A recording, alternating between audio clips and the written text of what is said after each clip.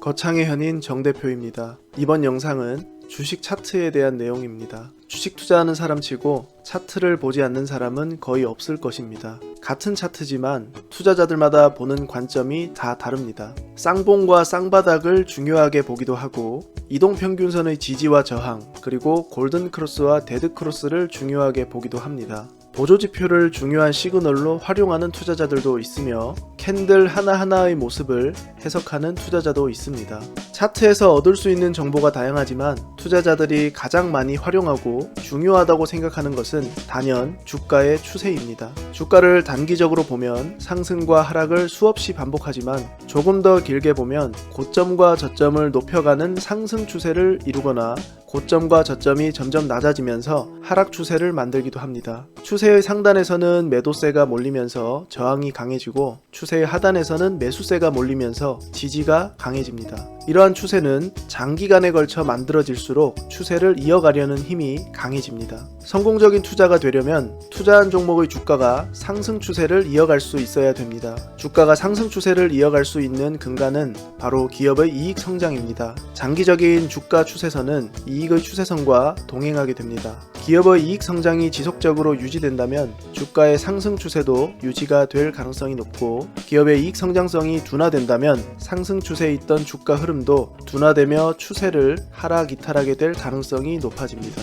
여기서부터 중요한 이야기가 시작됩니다. 전설적인 투자자 피터 린치는 늘 차트를 볼 때 주가선과 이익선을 한 차트에 그려놓고 주가와 이익을 비교하였습니다.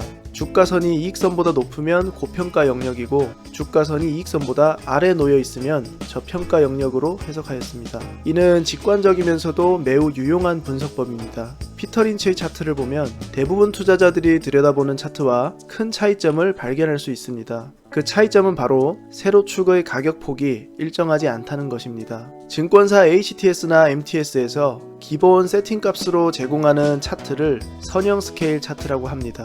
주가를 나타내는 세로축의 간격이 일정한 차트를 의미합니다. 선형 스케일이 기본 세팅값이고 늘 보던 차트라 익숙하시겠지만 차트의 기간 설정을 늘릴수록 실용성이 많이 떨어집니다. 피터 린치가 활용하는 차트는 로그 스케일 차트입니다. 이 시간부로 여러분이 사용하시는 HTS나 MTS에서 차트 유형을 선형 스케일에서 로그 스케일로 바꾸시기 바랍니다. 선형 스케일 차트의 세로축은 가격을 기준으로 간격이 일정한데 반해 로그 스케일 차트의 세로축은 주가의 변화율에 따라 간격이 조절됩니다. 왼쪽 차트는 선형 스케일 차트이고 오른쪽 차트는 동일한 종목, 동일한 기간을 나타낸 로그 스케일 차트입니다. 1년차의 100을 기준으로 20년차까지 매년 20%씩 증가하는 차트를 만들어 보았습니다. 선형 스케일은 선의 기울기가 점점 가팔라집니다. 20%씩 증가할 때마다 상승폭이 더 커지기 때문입니다. 그런데 매년 일정 비율로 증가하는 수치를 로그 스케일로 나타내면 일직선으로 표현됩니다. 세로축의 기준이 변화율이기 때문에 100에서 200으로 증가한 폭과 200에서 400으로 증가한 폭, 그리고 400에서 800으로 증가한 폭의 간격이 동일합니다.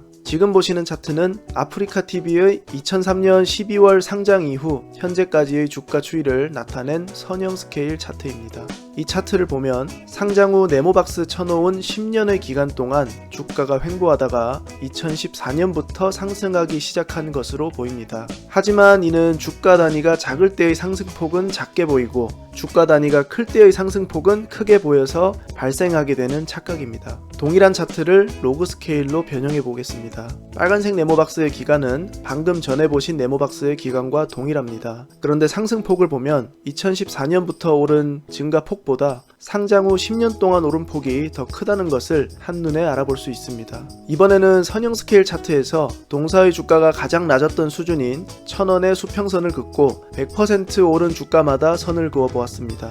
1000원이 100% 상승하면 2000원, 2000원이 100% 상승하면 4000원, 4000원이 100% 상승하면 8000원, 이렇게 쭉 선을 그어 64,000원까지 그어 보았습니다. 모든 수평선의 간격은 100% 증가로 동일합니다. 하지만 단위가 올라갈수록 폭이 급격하게 급격하게 벌어지는 것을 볼 수 있습니다. 선형 스케일 차트는 조회 기간을 장기로 늘리게 되면 오래전 주가 흐름은 납작하게 눌려서 전혀 분석을 할 수 없게 되어버립니다. 이번에는 로그 스케일 차트에 동일한 수평선을 그어보았습니다. 상승률만큼 세로축이 증가하기 때문에 2004년에 100% 증가한 곳과 2014년에 100% 증가한 폭이 동일하게 표현됩니다. 전체 기간의 주가를 왜곡 없이 볼 수 있기 때문에 주가의 추세선을 정확하게 나타낼 수 있습니다. 자, 이제 로그 스케일 차트에 추세선을 그어보겠습니다. 저점을 연결하여 선을 긋고 고점을 연결하여 선을 그으면 자로 잰 듯한 멋진 추세선이 만들어집니다. 그리고 상단의 추세선과 하단의 추세선 정가운데에 선을 하나 더 그으면 이 기업의 평균 추세선이 완성됩니다.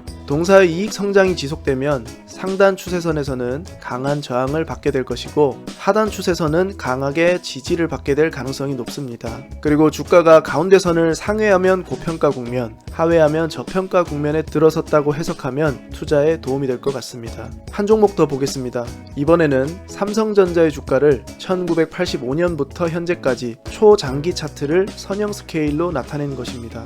파란색 네모박스의 기간은 14년이나 됩니다. 그런데 주가의 단위가 현재 대비 과도하게 작다 보니 차트가 너무 납작해져서 14년 동안 횡보한 것처럼 보입니다. 빨간색 네모박스의 기간은 25년입니다. 전체 주가 흐름을 보면 25년 동안 서서히 오르다가 2009년부터 가파르게 오른 것처럼 왜곡되어 보입니다. 삼성전자 차트를 로그 스케일로 변환해 보았습니다. 2009년부터 현재까지 주가보다 네모박스 기간 동안 주가가 훨씬 더 많이 상승한 것을 볼 수 있습니다. 아무리 긴 장기간의 주가 추이를 보더라도 왜곡 없이 추세를 볼 수 있는 것이 로그 스케일 차트의 가장 큰 장점입니다. 삼성전자 장기 차트의 추세선을 그어보면 보시는 것과 같습니다. 이익의 변동성이 컸던 8, 90년대에는 주가의 변동성도 훨씬 컸습니다. 2000년대에 들어서면서 이익이 안정적으로 증가하게 되었고 주가도 추세선을 크게 이탈하지 않으며 이익 추세와 동행한 것을 볼 수 있습니다. 지금 보시는 차트는 삼성전자의 주가와 이익선을 동시에 나타낸 차트입니다. 배수를 적용한 5개의 PER선을 나타내 보았습니다. 보통 PER 밴드 차트라고 하는데 이 차트가 여러분이 알고 있는 PER 차트와 다른 점은 주가와 PER선에 로그 스케일이 적용되어 있다는 것입니다. 자세한 내용은 다음에 따로 영상을 만들어 보겠습니다. 이번 시간에는 삼성전자의 주가가 단기적으로는 상승과 하락을 반복했지만 장기적으로 이익 추세를 따라 주가가 우상향했다는 것을 봐주셨으면 좋겠습니다. 이제 차트를 볼 때 왜 로그 스케일 차트를 봐야 되는지 알게 되셨을 겁니다. 이렇게 간단하면서도 중요한 것을 왜 이제 알았을까 라고 생각하시는 시청자분들도 계실 것 같은데요. 참고로 로그 스케일이 뭔지도 모르는 증권사 직원들도 많습니다. 아마 대한민국 900만 명의 주식 투자자들 중에서 로그 스케일을 알고 있는 사람은 10%도 안 될 것 같습니다. 그렇게 적어? 라고 생각하시는 분들은 주변에 주식하는 지인들에게 로그 스케일 아냐고 한번 물어보시기 바랍니다. 아는 사람 흔치 않을 겁니다.